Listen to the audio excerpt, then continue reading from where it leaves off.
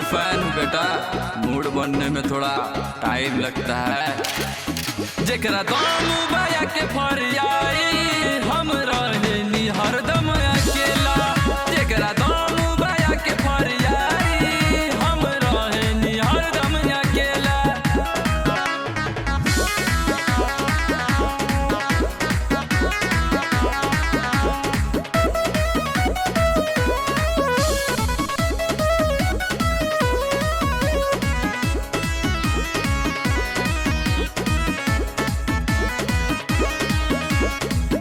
ना बाबे डर हमरा कवनो के बाप से, 6 इंच छोटा करब ऊपर के नाप से।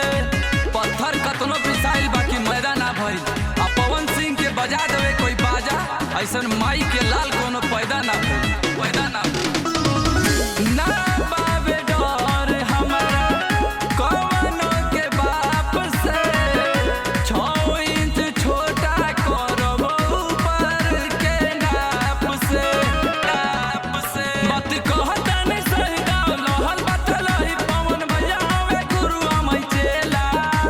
पावर स्टार का फैन हूँ बेटा, मूड बनने में थोड़ा टाइम लगता है। जेकरा दम बाया के फरियाई हम हई पवन सिंह के चेला। जेकरा दम बाया के फरियाई हम हई पवन सिंह के चेला। बुझाइल बेटा।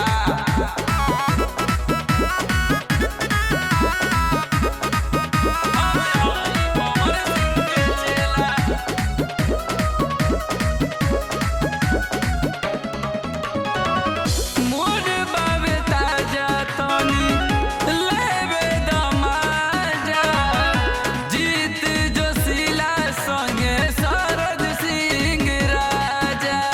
कुंडली में शनि और दिमाग में मनी, और पवन सिंह से दुश्मनी सेहत के लिए हानिकारक होता है। मोर बाबे ताजा तनी लेवे दमाजा, जीत जोशीला संगे शरद सिंह राजा। अभी पीले बन रोमे से आँख बाटे बंद, अब देखावा ही के पड़ी लगी खेला।